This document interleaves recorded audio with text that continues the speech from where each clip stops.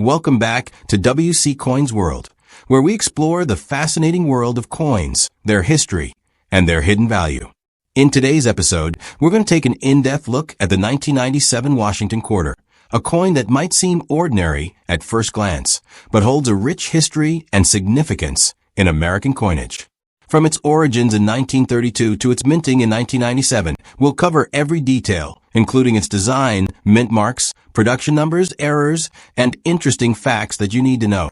So sit back, relax, and let's dive into the story of the 1997 Washington quarter. The Washington quarter was first introduced in 1932 to commemorate the 200th birthday of George Washington, the first president of the United States.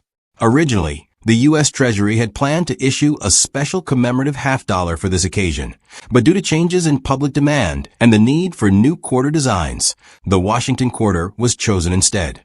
The final design was created by John Flanagan, a well-known sculptor whose portrait of George Washington was based on a bust by Jean-Antoine Houdon from 1786.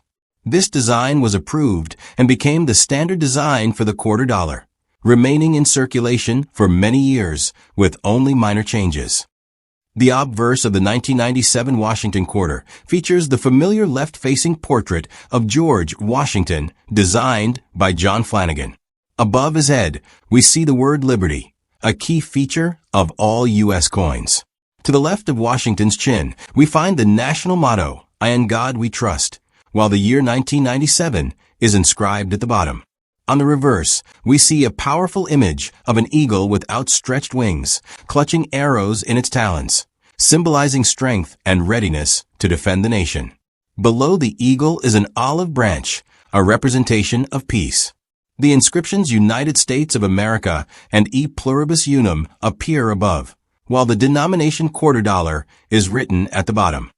In 1997, the Washington quarter was minted at 3 different locations across the United States, each distinguished by its unique mint mark. The Philadelphia Mint, which did not use a mint mark on quarters before 1980, produced the majority of these coins, and quarters struck in Philadelphia bear the letter P beneath the eagle's tail feathers on the reverse. The Denver Mint, responsible for a large portion of the nation's coin production, struck quarters with the letter D. Finally, the San Francisco Mint, which was primarily responsible for proof coinage in 1997, produced high-quality proof quarters marked with the letter S. These proof coins were specially made for collectors, featuring sharper details and a mirror-like finish. The total mintage of the 1997 Washington quarter was significant, with millions of coins entering circulation. The Philadelphia Mint struck approximately 595,740,000 quarters, while the Denver Mint produced around 599,680,000 quarters. The San Francisco Mint, producing only proof coins, had a much lower mintage of about 2,055,000 proof quarters.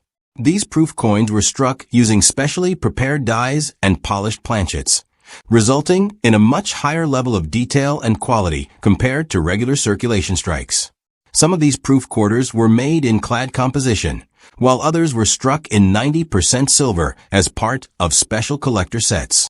The composition of the 1997 Washington quarter depended on whether the coin was intended for circulation or for collectors. Regular circulation strikes were composed of a copper-nickel clad alloy, consisting of 75% copper and 25% nickel on the outer layers, with a pure copper core. This composition had been in use since 1965, when the U.S. Mint switched from 90% silver to clad coinage due to rising silver prices. However, special proof versions of the 1997 quarter, issued as part of the silver proof set, were composed of 90% silver and 10% copper, making them more valuable to collectors. These silver proofs can be identified by their deeper, mirror-like surfaces and their S mint mark from the San Francisco Mint. There are also reports of clipped planchet errors, where a portion of the coin is missing due to an incomplete blanking process at the mint. In rare cases, coins can also have broad strikes, meaning they were struck without the retaining collar, causing the coin to expand beyond its normal diameter. While most 1997 Washington quarters are only worth their face value in circulated condition, certain factors can increase their value. One of the most fascinating aspects of any coin is the presence of mint errors and varieties, which can make certain coins highly collectible. Some known errors for the 1997 Washington quarter include off-center strikes, where the design is misaligned due to a planchet not being properly seated in the press. Another notable error is the double die variety, which occurs when a coin is struck by a misaligned or double die, causing elements of the design to appear doubled. These errors can be subtle or dramatic, and collectors often seek them out for their uniqueness. Uncirculated examples, especially those with strong luster and no wear, can be worth a few dollars each.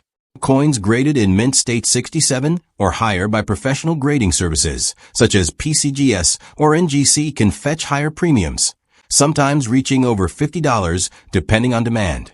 The silver-proof version of the 1997 quarter is always more valuable due to its silver content, typically being worth at least the value of its silver weight. Coins with significant mint errors, such as dramatic double dies or off-center strikes, can also command higher prices among collectors. The year 1997 was the second to last year before a major change in U.S. coinage design. In 1999, the Washington quarter's design was replaced with the state quarters program, an initiative that featured unique designs representing each of the 50 states. This program reinvigorated public interest in coin collecting, leading to increased demand for both new and older quarters. Because the 1997 Washington quarter was one of the last coins issued before this transition, it holds a special place in the history of U.S. coinage, representing the final years of the traditional eagle reverse design that had been in use since 1932. In conclusion, the 1997 Washington quarter may seem like an ordinary coin, but it carries with it a rich history, a well-established design, and a variety of interesting details that make it worth examining. Whether you're a casual collector, a numismatist, or just someone who enjoys learning about coins, understanding the significance of this quarter can add to your appreciation of American currency. From its origins in the 1930s to its final years before the state quarters program, the Washington quarter remains an important part of U.S. coinage. If you come across a 1997 quarter in your pocket change, take a closer look. You never know if you might have a valuable variety or a high-grade coin. Thank you for watching WC Coins World. Be sure to like, share, and subscribe for more in-depth coin videos. Until next time, happy collecting.